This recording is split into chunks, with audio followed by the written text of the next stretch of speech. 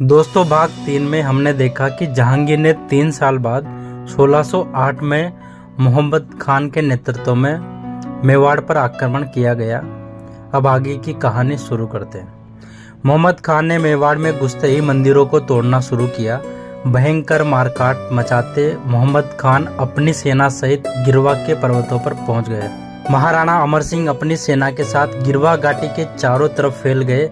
बेखौफ मुगल सेना पर अचानक हमला हुआ, जिसे मुगल सेनाएं रफू चक्कर होकर आगरा की तरफ भाग छूटी।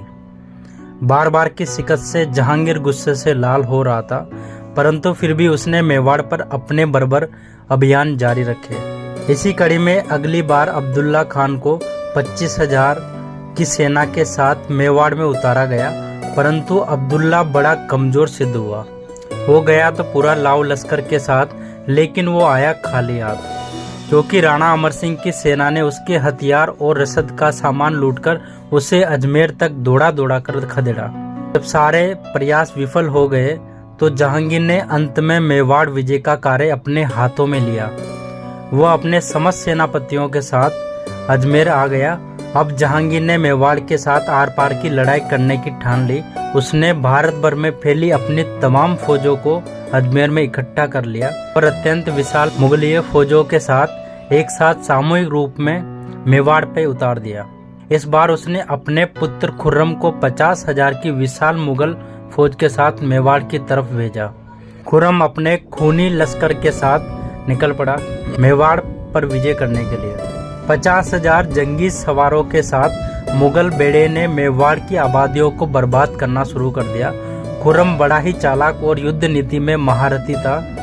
उसने अपनी विशाल सेना को 4 दिशाओं से मेवाड़ में उतारा और जिस जगह अमर सिंह और उसकी सेना का जमावड़ा था, उसे चारों तरफ से घेर लिया। खुर्रम की सेना का एक हिस्सा मेवाड़ में कत्ले आम पर उतर आया। मेवाड़ी औरतों को गुलाम बनाकर बेचे जाने लगा। सेना का दूसरा हिस्सा मंदिरों के विध्वंस पर उतर आया, साथ ही फसलों को जलाकर बर्बाद कर दिया गया। मुगलों की तरफ से ये आर पार की लड़ाई थी। मंदिरों, भवनों और हिंदू माता का आबरू को बचाते हुए वो 5,000 राजपूत 50,000 ही सेना के सामने कम पड़ गए। आधी जनता को इस खूंखार सेना से बचाकर सुरक्षित स्थान पर पहुंचा दिया गया, परंतु उस बेरहम सेना ने आधे मेवाड़ को जलाकर राख कर दिया। 3 पीढ़ियों से मेवाड़ और मुगलों का संघर्ष जारी था। राणा अमर सिंह अकेले बड़ी बड़ी ताकतों से लोहा ले रहे थे। किसी अन्य हिंदू राजे ने उनका साथ नहीं दिया।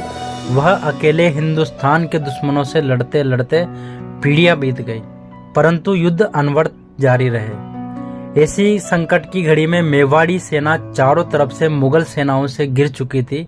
ऐसी विकट स्थिति में हरिदास झाला और राजकुंवर करण सिंह ने अब सफेद झंडा लहरा दिया और राणा अमर सिंह से मुगल संधि पत्र पर मोहर लगाने को कहा, परंतु राणा अमर सिंह ने अपने सेनापति को फटकारते हुए कहा, मरना कबूल है पर झुकना नहीं। तो दोस्तों, आखिर इसके बाद क्या हुआ वो हम आपको आगे की कहानी में बहुत जल्दी बताएंगे। अगर आप पहली बार हमारे चैनल पे आए हो तो चैनल को सब्सक्राइब जरूर करें और बेल आइकन को जरूर दबाएं, ताकि आने वाले अगले पार्ट का नोटिफिकेशन आपको सबसे पहले मिल सके। Thank you so much.